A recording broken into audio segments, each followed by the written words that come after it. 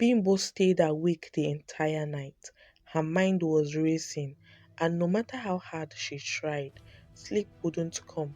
She had paced around her room for hours, trying to make sense of the dream she had, but there was no answers, just confusion.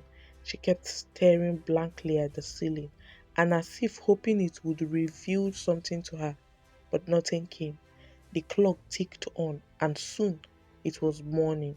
Bimbo had been awake for the longest time. She felt trapped in her thoughts, and walls of her home seemed to grow tighter with each passing moment. She needed air. She needed a change of environment. So as early as 6:30 a.m., she decided to leave the house. She dressed quickly, her movements robotic, and drove straight to the office. She was the first to arrive.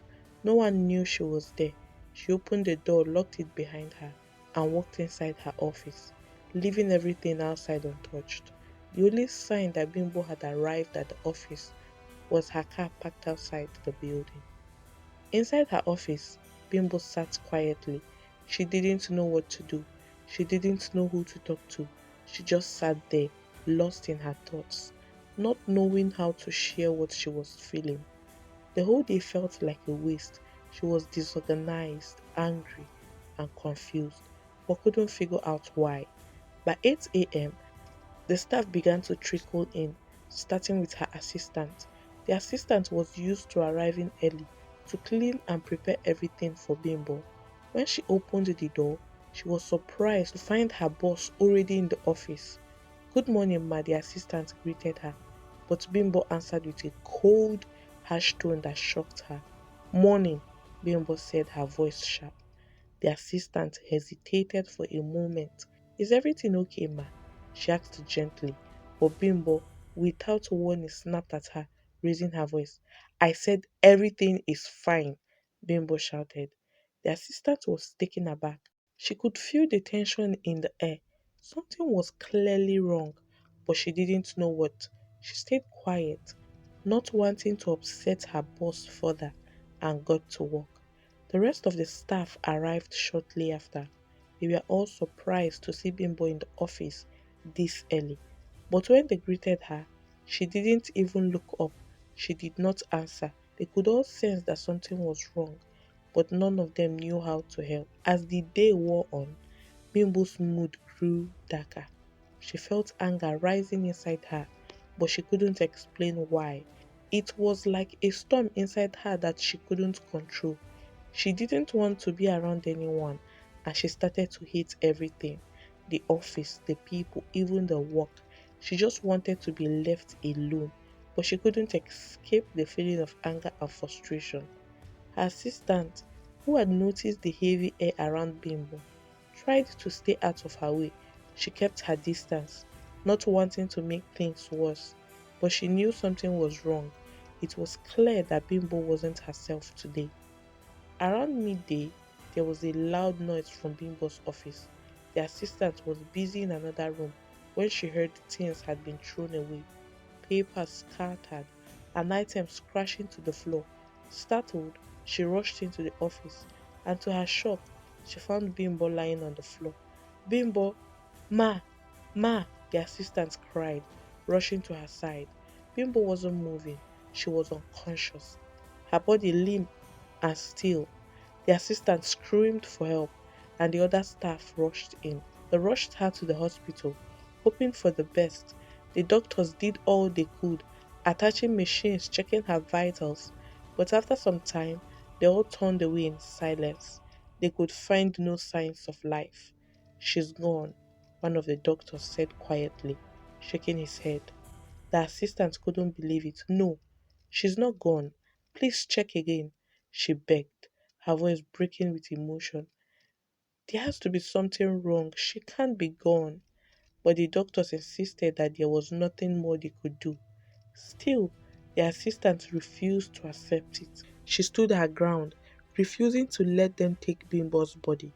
"No, she's not dead. My boss can't be gone. Something is wrong. I know she's still there." Bimbo's body had crossed over to another world, leaving her human form behind. Her spirit found itself in a vast, unfamiliar place. It wasn't a typical world, it felt like a factory, but at the same time, it was nothing like a factory. It was a huge, endless space, more like a large village with different sections for different activities. There was so much going on around her, and everything felt overwhelming. As she looked around, she felt like she was in a dream. The place was massive and it looked like it had no end. In one part of the space, Bimbo saw a process that caught her attention. It was like a workshop, a place where wigs were being made. Bimbo continued to follow the process, unsure of how she was moving.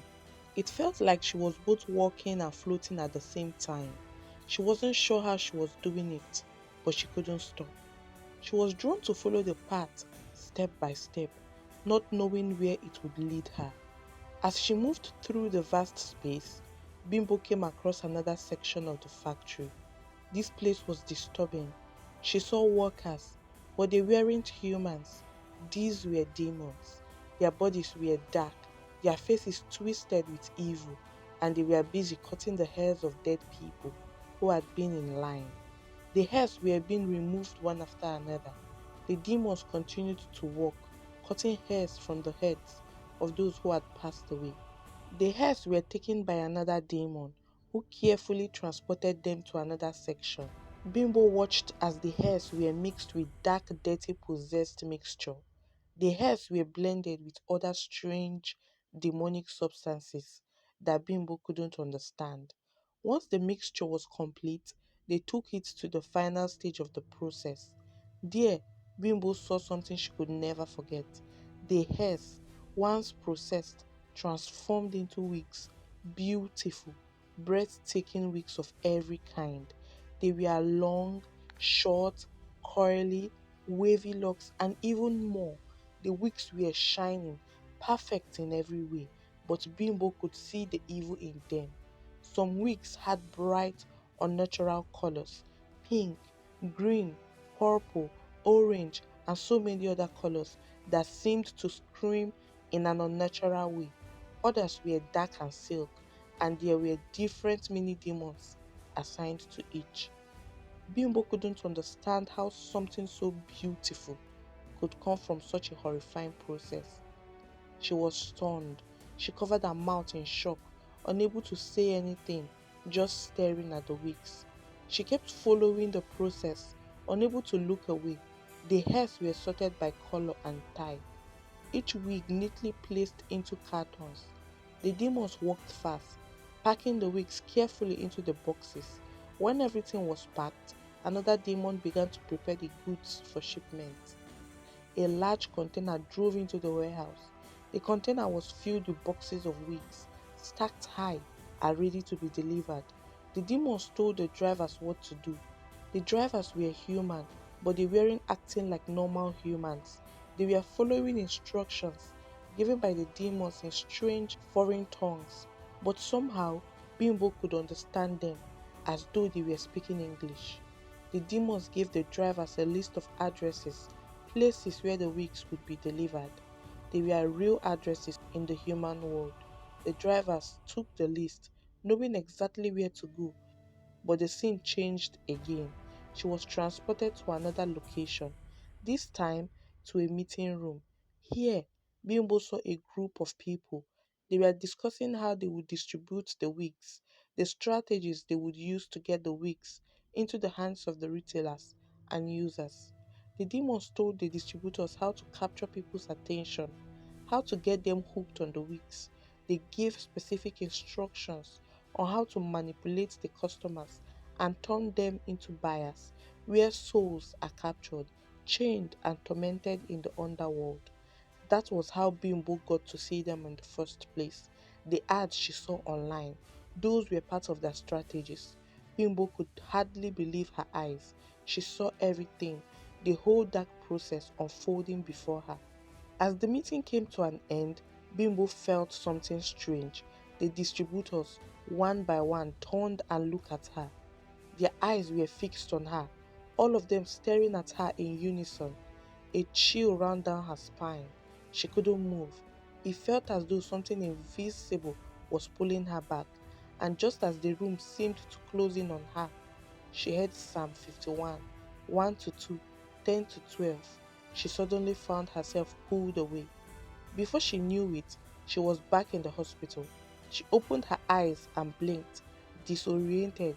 She was lying in a bed, her body aching. She turned her head and saw her assistant sitting beside her. Her assistant's head was resting on the bed, waiting for her to wake up. The assistant looked up, and when she saw Bimbo was awake, she gasped in relief. "You are awake!" the assistant exclaimed, her face lighting up with happiness, and the assistant called for the doctor. Bimbo was in disbelief. Was it all just a dream? The events felt so real, yet everything around her seemed normal. She looked at her surroundings again, her eyes scanning the hospital room. Yes, she was really here. She wasn't in the spirit world anymore. The assistant rushed out to find the doctor, but Bimbo couldn't shake the feeling that something had changed inside her. Her mind was racing, trying to process everything she had seen. What did it mean? What was the purpose of everything she had just witnessed?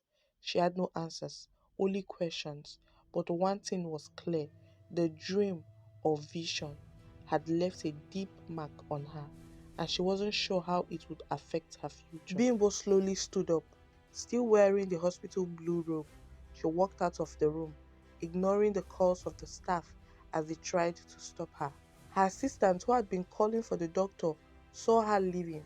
"Bimbo," she called out, rushing towards her. But Bimbo didn't stop. She didn't listen. She just walked. As Bimbo reached the hospital exit, she stepped outside, hauled down a tricycle, told the driver her address, and climbed in. When the tricycle reached her house, Bimbo simply got out and walked towards her front door without a word. The driver continued calling after her, getting more frustrated by the moment. Just then, her assistant arrived in her car. Seeing the situation, she rushed over to the driver, paid him, and apologized. She then turned and hurried inside. Confused and worried, Bimbo was upstairs, sitting at a desk, writing furiously in a book. She was scribbling as fast as she could, her hand moving in a hurry, as if something was driving her. Her assistant walked in and tried to talk to her. "Bimbo, are you okay? You've been acting weird. What's happening?" she asked gently. But Bimbo didn't look up. She only gave short, snap answers. The assistant felt more unsettled. Unsure of what was going on, she left the room, thinking maybe her boss just needed some space. She went downstairs to the kitchen, hoping to make something to eat, maybe to calm both herself and Bimbo down. The minutes seemed to drag on. Time passed slowly as the assistant prepared the food. She couldn't stop thinking about Bimbo's strange behavior. Something felt off. Finally, after what seemed like hours, Bimbo came downstairs and woke the assistant, who was now sleeping on the couch. Bimbo handed a book to her assistant, her expression serious. "Read this carefully," she said, her voice low. The assistant looked at her in confusion, but then she opened the book and began reading. She could feel the weight of the situation settling in her chest. Favor sat frozen in shock as she finished reading the book Bimbo had given her. She couldn't believe what she had just read. It felt too strange, too unbelievable. She flipped through the pages again, trying to piece everything together. Her mind was racing, trying to make sense of it all. After a long moment of silence, she stood up and began to pace the room. "Bimbo," she said carefully, "I think God is trying to tell you something." Bimbo looked at her with tired eyes, unsure of what to say. Favor continued. "The verse, the Bible verse you heard in that place, that is not a coincidence. Think about it. The devil will never encourage you to read the Bible. It can't be from him. That means it's from God. God is showing you something. You have to pray with that scripture. You have to pray non-stop. It's really important." Bimbo nodded slowly. She was still overwhelmed, but something about Favor's words made sense. They sat together for a long time, talking. They even prayed together, trying to understand everything that was happening. After they prayed, Favor decided to go home. That night, Bimbo tried to sleep, but her body refused to rest. Every time she closed her eyes, she found herself slipping into a trance. It wasn't normal sleep, it was something deeper, something scarier. The moment she dozed off, she was dragged into another nightmare. She saw demons surrounding her, their twisted faces filled with hatred. They laughed at her, mocked her, threatened her, some tried to suffocate her, wrapping their dark hands around her throat. Others beat her, torturing her in ways she couldn't even explain. She couldn't breathe, she couldn't escape. Her eyes snapped open, her body drenched in sweat. She was gasping for air. Terrified, she sat up quickly, feeling her heart pounding in her chest. She couldn't take it anymore. She wouldn't close her eyes again. She refused to sleep. She got out of bed and started pacing her room, trying to keep herself awake, but exhaustion was pulling at her. Her legs felt weak, and every time she felt herself getting too tired, she would push to the bathroom to wash her face, hoping the cold water would keep her alert. Then something changed. As she walked back into her room, a powerful wind blew through it. Though all windows were closed, the air around her grew thick, heavy, dark, and then she saw it. A demon. It stood there, right in front of her, inside her room. It was ugly, its face twisted in ways she couldn't describe. It was not a vision, not a dream. This time, it was real, it was physical.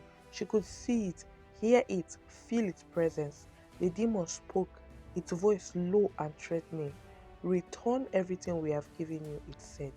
The fame, the wealth, all of it, or you die. Bimbo's blood ran cold.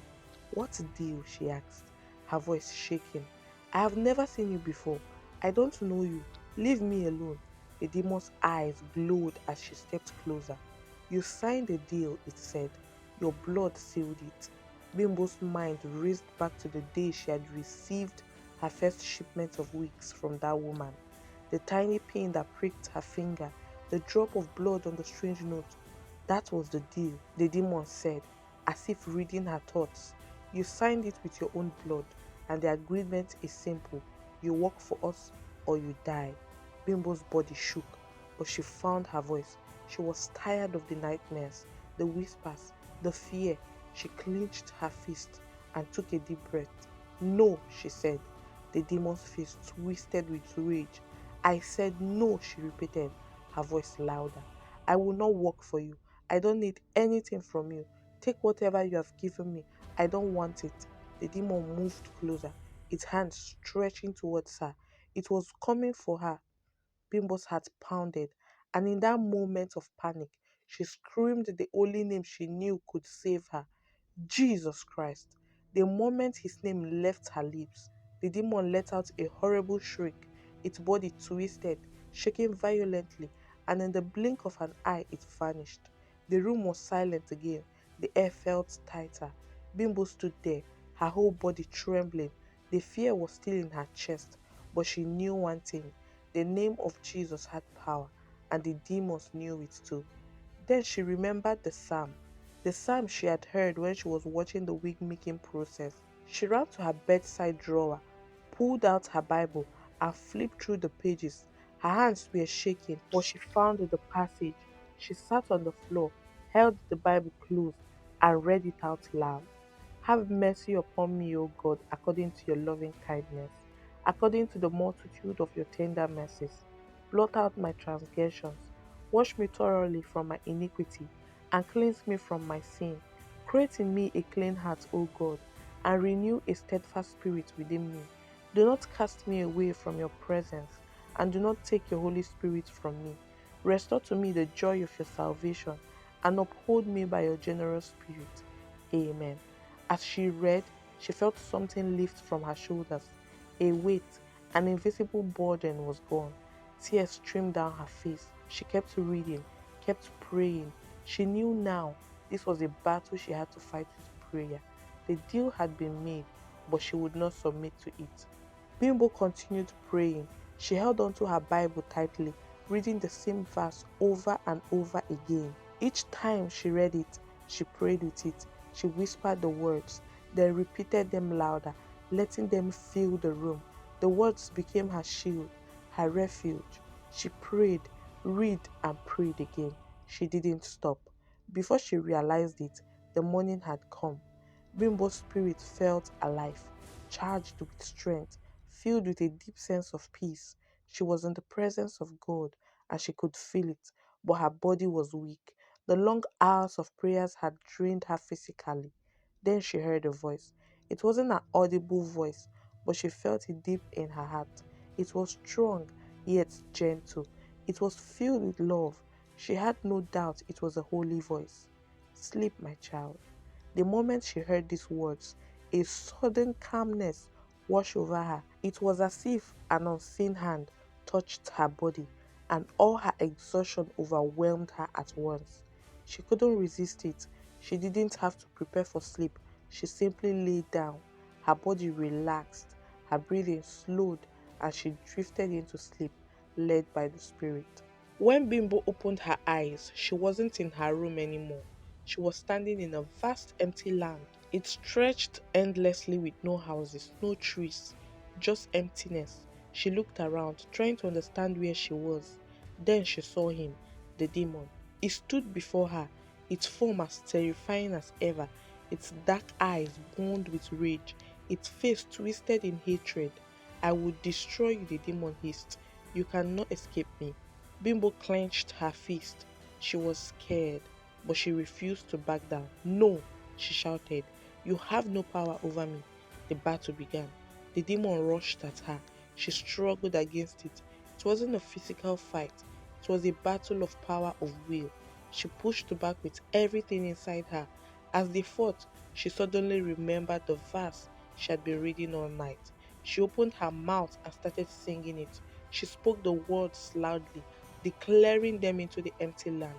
As she did, something started happening. A presence was approaching. She couldn't see it yet, but she could feel it. The air around her began to shift. Then, in the distance, she saw an angel coming. With every step the angel took, the ground beneath it turned white. Purity spread with its presence. The closer the angel came, the more the land transformed, light overtaking darkness. The demon trembled. He stepped back, its form growing weaker. The angel kept coming. The demon panicked, and then it fled. It left Bimbo alone. Bimbo turned to look at the angel. It was glorious. Its radiance was overwhelming. She couldn't look directly at it. Its holiness was too great. A deep fear filled her, but not a fear of danger. It was the kind of fear that comes when standing before something truly holy. She fell to her knees, unable to stand in its presence. The angel stretched out its hand towards her and spoke. Peace be unto you. Bimbo felt something fill her. The fear melted away. She felt peace, deep true peace. The angel held a jar of oil and anointed her. As soon as the oil touched her forehead, she felt something lift from her shoulders. It was as if an invisible chain had been broken. You're free, the angel said, and because you are free, those who were afflicted through you are also free. Bilbo closed her eyes as relief and joy washed over her. Then, with a simple touch from the angel, everything changed. Bimbo's eyes opened. She was back in her bed. She stared at the ceiling, feeling light, free, truly free. But she was also incredibly tired. She felt like she had been through a long, exhausting journey. Her body was weak, but her heart was full of peace. Without thinking, she turned on her side and fell into a deep, childlike sleep. And she slept. She slept for hours. She slept like a baby. When Bimbo finally woke up, she was surprised to see her father, her siblings, her assistants, and some of her workers gathered in her house. She blinked, confused. They all looked sad. What happened? She asked. Her father sighed deeply. Bimbo, your shop. It caught fire. It burned to the ground. Nothing is left. Bimbo's heart skipped a beat. She sat up slowly. What? She whispered. Her brother continued. The workers got to the shop this morning and found everything gone. Nobody called us. Nobody warned us. It just happened. They tried calling you, banging on your door, but you didn't wake up. We had to break the lock to get inside. We thought something had happened to you. Everyone was staring at her. waiting for her reaction. She looked at their worried faces and then she smiled. It's okay, she said softly. They looked at her in shock. Thank God for life, she continued. Thank God we are safe. Thank God I am saved. The building can go. Everything inside can go. None of it belongs to me, and none of it belongs to you either. The room felt silent. Bimbo's words were not the words of the woman who had just lost everything. They were the words of a woman who had just gained everything. She stood up and looked at each of her workers. She spoke to them, not as a boss, but as a teacher, a sister, a friend. Listen, she said, whenever you buy anything, anything at all, make sure you pray over it. You don't know where it came from. You don't know what spirit is attached to it. But prayer can break every chain. They all listened, hanging on to her words. Then she gathered them together. She prayed for them. She prayed for wisdom, for discernment, for protection. And as she prayed, she knew this was only the beginning of her testimony. Hello, guys, we've come to the end of this wonderful story. And thank you for watching my stories. Thank you for being patient as I upload these stories very late, but you still come back to watch them. May God bless you all. And please don't forget to like, share, and subscribe.